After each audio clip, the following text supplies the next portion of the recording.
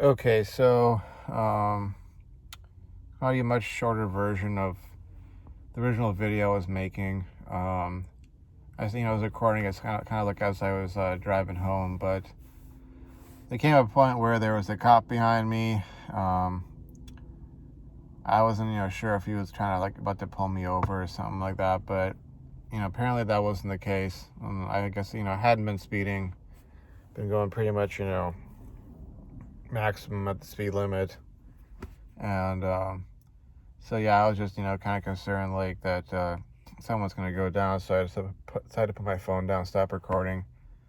But I'm parked here.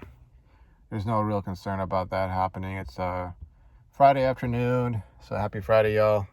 It is still the 100 and what was it, 50? I think it's 159th day of Nofap, and just end of the week. Today was kind of an interesting day. I was on a bunch of builds with that girl. We chopped it up a bit here and there.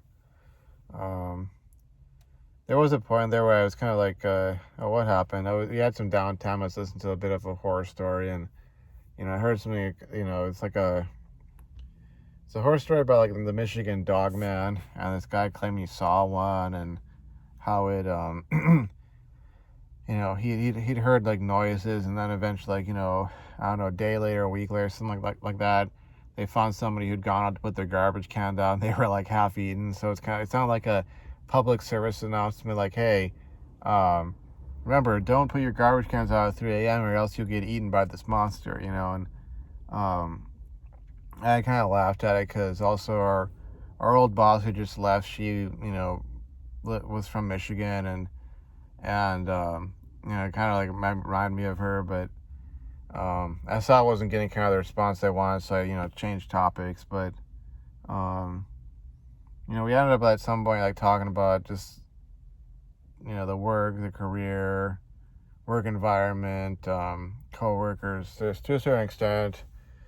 Then kind of branching out and talking about our respective families and similarities and all this kind of stuff. And at some point after we got this build done, and this is kind of out of the blue, she tried to give me a air fist bump sort of thing, and it was kind of it kind of came out of nowhere.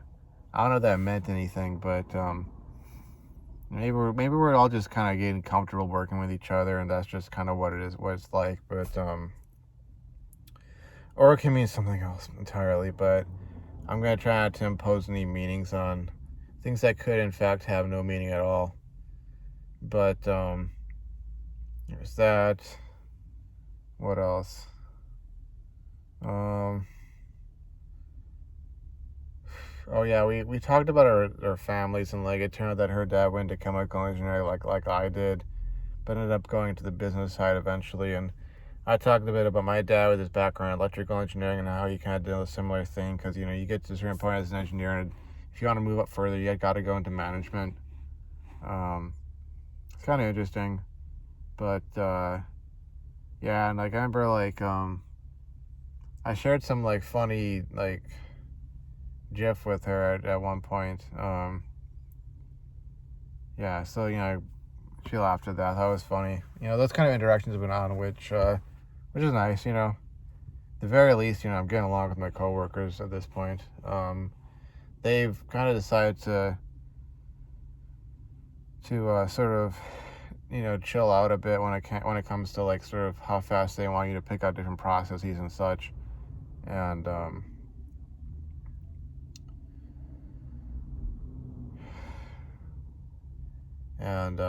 things seem to be getting a little more comfortable in terms of there's the flow of work and dealing with coworkers and such. And that one coworker I kind of had issues with. We did talk about him a bit. I think she kind of laughed at that because she'd some of my comments, because she'd had issues with him as well. But today was his last day, so he seemed a little bit happier, he's finally kind of getting to go out to a place he actually wants to be at, and he did his time here, and now he's moving into something that's sort of the career progression, moving on up. And So, he like basically took a half day. It was like half day last day, and he left after, or right at the beginning of our usual daily stand-up meeting, which I had, I was assigned to lead, so I did that. And since I've been qualified on a number of processes, I was able to be sort of the verifier, be the verifier for one of the new workers. And the girl was there as well for I think it was one or two of the builds, and then there was this other coworker who she's like my trainer for my stuff, and she was training this new worker and a new hire. And I mean, it was a relatively chill day, actually. Just knock things out and got on with work, got things done, and finished up my day. And I was also able to, since we got done a bit early, I was able to sit down at my desk and get that in-class activity done that I've been wanting to get done, or was aiming to get done. So I got that taken care of, and I'm probably just gonna knock out the lecture videos for next week, for the next set, and then take care of any sort of pre-lecture quizzes, be ahead on that sort of stuff, and maybe I can knock out the remaining in-class activity that we have, that was given to us, and I can take care of that, and then start working on some example problems, that sort of deal. But what else? Oh, and then a couple of things I wanted to comment on. I think maybe another reason why I'm feeling like kind of chill today is because I got paid, and it's not just a matter of just getting paid and getting that money. It's the fact that after like our morning build, I took a break, and I was able to sit down at my desk and essentially send out all the money that I need to send out to pay for these different debts and all that. And I had my notebook out, roll everything down, kind of did sort of a subtraction, so I would know how much money I had available to me for like daily expenses for the next 2 weeks. And I put some money more away into my savings account, and I took care of some other bills, but I'll probably cover those more in detail in another video I can do sort of for my journey out of debt. But sort of my main like philosophical or psychological point is like every 2 weeks when I get paid, and I'm basically like taking care of bills and all that. I feel a little bit like less sort of weight on my shoulders, which is always nice, when you feel like, okay, you're breaking those chains, or you're sort of getting that weight off your shoulders, and you feel a little bit more relaxed, like you got more space to move around, so to speak. You feel like you're getting closer and closer to that state or that goal that you're trying to aim for. It's sort of that's sort of the positive feedback, and it definitely feels good. So I think the last thing I really want to talk about was I was kind of surprised with the traction I've been getting with the last 2 videos I put up. And I kind of see sort of why I might be. You talk about terms like simp or so, where it's like, there's a lot of folks out there who know about those words, use them, maybe even misuse them. And you put a video out with that kind of a title in it, and it's sort of like, you're probably getting more traction. But yeah, I kind of find it interesting to see that number of views. Probably pops up more people's search results, I would think. That's probably why folks are coming across that more. But again, like I think the use of terms like that it's not so much indicative of whether or not a person is true or right about what they're saying, but more indicative of like their, not even them as an individual, but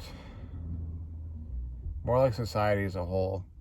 Because I think we're living in a time where there's a lot more extremes in terms of people's understanding of different issues, and I think as far as like terms like simp, or let's say red pill meathead, or whatever you want to call it, those two extremes, it's sort of like the folks who see any expression of, let's say, beta comfort behaviors in a guy who even if he's like otherwise like, alpha to the max, if he has little beta comfort, behaviors, or he's at all like concerned about whether or not some girl he's interested in, liked what he said, or, is responding positively to his behaviors or so, it's like they automatically want to label that as like, oh, that's you being a simp, kind of like from the red pill media perspective of like, oh, if some girl, any girl, talked back to me and she gave me any attitude, like, oh, I'd put her in her place, I'm not a simp, you know, that being the extreme opposite of the doormat who's like, oh, how do I get the girls, bro? How do I get the girls? Oh, am I alpha enough, bro? Like, oh my God, did what I say, like, make a girl feel, this way or that way to an extreme extent where it's not like, just like, okay, you're a guy interested in a girl and you want to get better with girls so that you can have better results with this, this girl or that girl or whichever girls you're interested in, just like, so like, anxious about like, did what I say have the results that I, had the effect that I, or did she think I'm a jerk? I don't want to be a jerk, anything but being a jerk, or whatever. Oh, I can't stand up for myself. I can't set my boundaries because then I'll be just be some dickhead and nobody will like me. Like there's those two extremes, and I just think that a lot of folks, and this could be extrapolated to so many other areas of life, they don't seem to understand you got to have a little bit of both. You got to have a certain balance, and that balance does not necessarily mean 50-50. you know I'd say, if you want to be in a successful, healthy, functional relationship as a guy with women or with a woman, it's like, yeah, you got to be predominantly alpha, so to speak. And by alpha, it's a placeholder term. It's like a bookmark. Okay, it's sort of like, instead of having to read off an essay, an hour long, rereading of some essay or so to explain to you what alpha is, you just use those terms, to explain what I mean. Instead of giving a hour and a half, 2 hour long explanation, I'll just use the term alpha, which you can go read The Rational Male. You can go read The Unplugged Alpha by Rich Cooper. You can go, The Rational Male is by Rollo Tomasi, by the way. You could go read so many of these books by Aaron Clary, including like Bachelor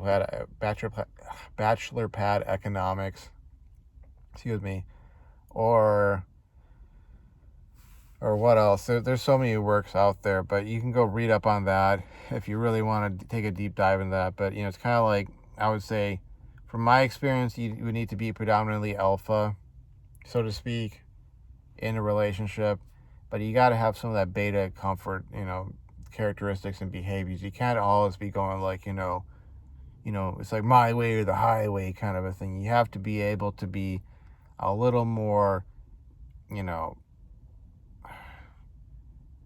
I guess, comfortable to be around, so to speak. If you want anything long term, if you're just going to be this like red pill, meathead, dickhead, hard ass all the damn time, like, heck, even just like trying to get a girl, even like short term, or get her to go out on a date with you, or get her number or something like that. You can't be like this sort of like, and yeah, I know they're probably, oh yeah, guys out there say, oh well, here's my experience, I was a total dickhead and this girl, got with me or whatever. But I kind of, at least in my experience, maybe it's a demographic of women I'm around, but being, all that way, and trying to use that to get the girl, like, or to get anything, get any sort of positive response from a girl, like, I feel like that's just as much likely to backfire on you as being to the complete extreme opposite end, where you're like this, like, bend over backwards, doormat kind of a guy. You gotta be somewhere in between there, and you gotta figure out where that balance point is for you, such that you get that sort of, those positive results. Like I'll tell you, like, if I went sort of red pill meathead at work, I would probably get fired.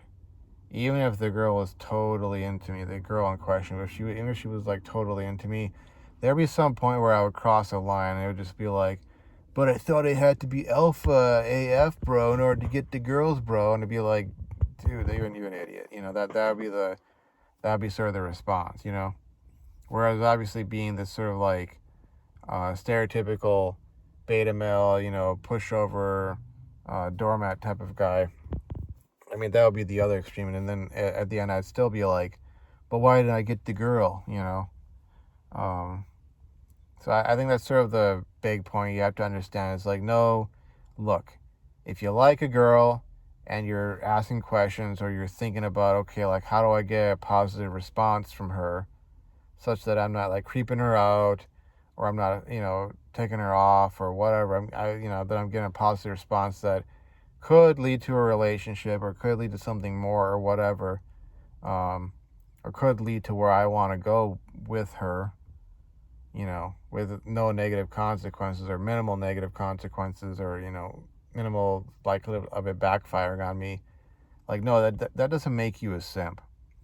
That makes you, in the normative sense, in the run-of-the-mill sort of, let's say, 97% of the population of men, that makes you a guy. That makes you do this. That makes you a conventionally masculine guy. And it's not bad. But, it's almost like this, I don't know, maybe it's a reaction on a societal level to an extreme of like, people being pushed for decades to be like, the doormat type of a guy. And now people are swinging back to the exact opposite extreme where it's like, I don't know, the pendulum goes back and forth, and it's kind of like, I think if we want things to get to a healthy functional sense or point, society-wise or whatever, we have to find that middle ground, that point of balance, which, like I said, it doesn't have to be 50-50. Like I think, again, you'd have to be predominantly alpha with a side of beta comfort, but, I think that understanding has to be gotten across that going to any extreme in anything, at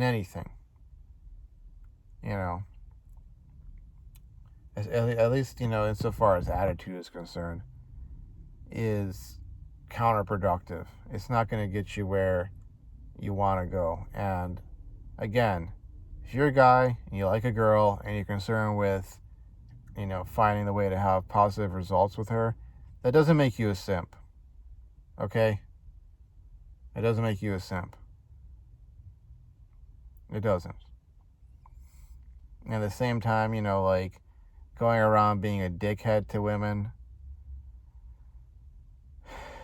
that doesn't make you, conventionally, positively masculine. It just makes you a dickhead, Yeah, you should have self-respect. Yeah, you should know your value. Yeah, you should know how to establish and maintain boundaries and be assertive. But again, swinging to that extreme of I'm just going to tell everybody in the world to, go off themselves because they disagreed with me or they challenged me or they questioned me or they didn't bend to my, carbon steel will. Like,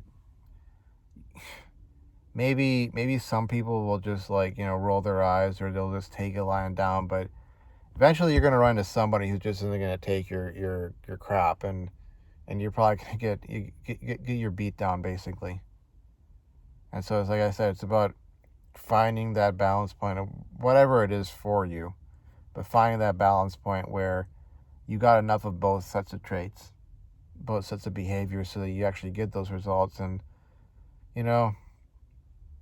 thinking on this in terms of nofap, this is yet another example of almost like the pathologization, or that's even pathologization of desire, if that is a word or a term. But it's basically like, looking at desire as a man desiring a woman as somehow that it's somehow deficient. You're not supposed to want them, bro. They're supposed to want you, bro, or whatever, or just thinking about like having those kinds of concerns, that desire as a man to get with a woman, and especially if, God forbid, you have that desire to get with a woman long term, to be that husband and father and have a family and all that. It's like from so many angles it seems to be getting attacked. And so we end up with a generation of guys who don't know don't understand women, don't know how to get with them, don't know how to stay with them long term, don't know how to establish these relationships and keep it going long term, you know?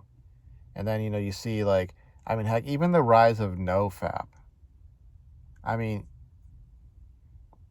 PMO has to be such a problem for so many people that somewhere along there, maybe it started off as, from what I heard, maybe this is an urban legend, but it supposedly started off as like a bet or a challenge among friends. Oh, I bet you can't, go through 2 weeks, or a month, or, whatever the number of days they started off with originally. I bet you can't go through 2 weeks without fapping, and then they got through 2 weeks. And, I bet you can't go through, a month, or I bet and then it built up to the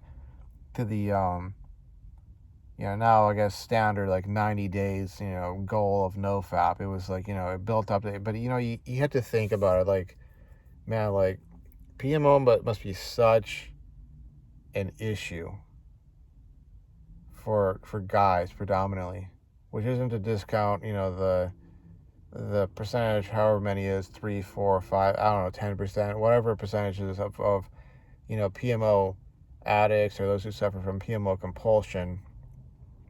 It's not to discount their experiences, but it must be such a major issue for guys that you have this movement that's like, and there are the sort of extremists of NoFap who think that NoFap is the end all be all, that, you'll get these superpowers and you'll be able to, like, I don't know, shoot lightning bolts or lasers out of your eyes, or you'll just walk up to a girl and because you did like 90 days of NoFap, suddenly bam, you got a girlfriend just because you did 90 days of NoFap, or,